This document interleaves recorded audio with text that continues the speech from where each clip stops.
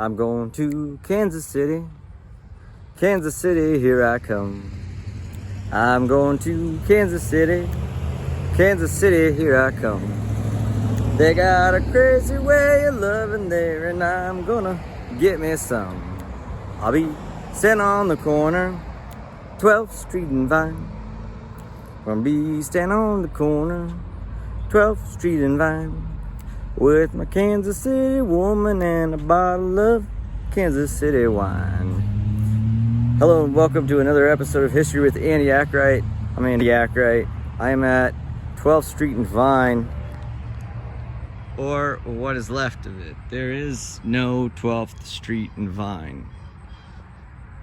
There is a park, and if you can see it, there's a treble clef made out of the bricks.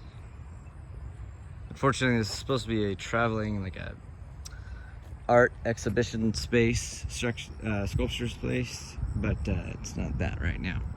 So 12th Street and Vine, what happened to it? What was it?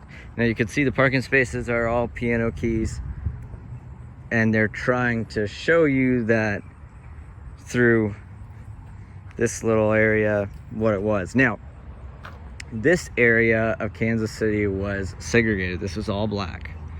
Okay, so down 12th Street, down 12th Street to the west, you had the tan and black area. So that is where white and blacks would mix.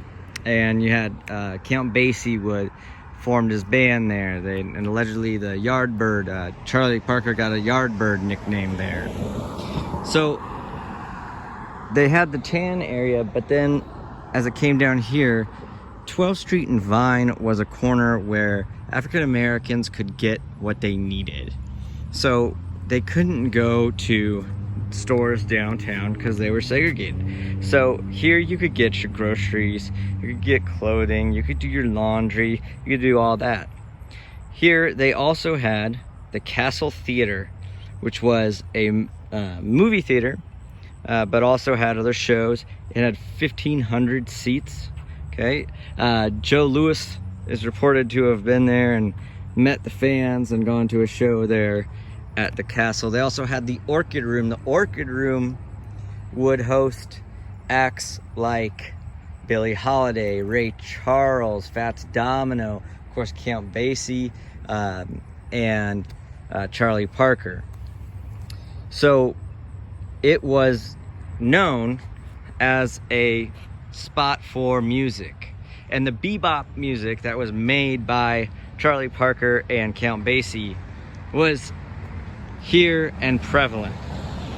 Now, two guys, Jerry Labor and Mike Starr, they decided, apologies to Mike Stroller, Jerry Lieber and Mike Stroller decided to write a song for class. They were in class, right?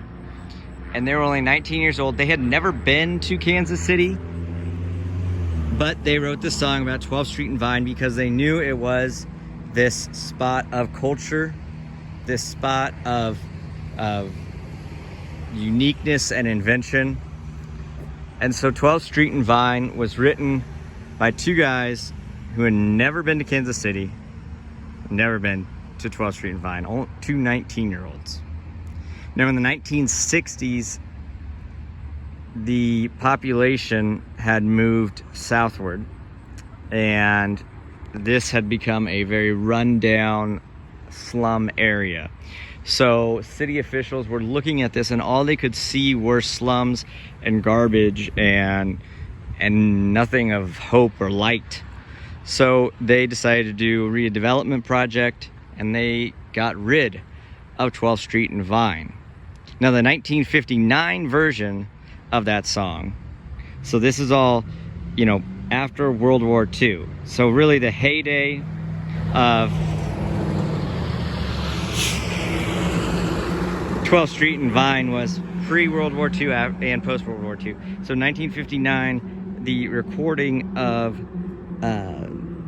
Kansas City went to #1 on the charts. It hit #1 on the charts. And that was a recording by Wilbert Harrison. He was on the Fury label, So Wilbert Harrison, Fury label, and it just went right up there. Since then, there have been over 300 other artists or more have recorded the song, the Beatles, Little Richard, etc. But here it is, 12th Street and Vine. It was officially adopted as Kansas City's theme song in 2005, and it lives on here. That's the only thing left. From this song, 1959, number one, 1960s, taken out. This is all that's left. I'm going to Kansas City, here I come. Going to Kansas City, here I come. Gonna be standing on the corner, 12th Street and Vine. Gonna be standing on the corner, 12th Street and Vine. With my Kansas City lady and a bottle of Kansas City wine. This has been another episode of History with Andy Akright. I hope you enjoyed it. I'll see you next time.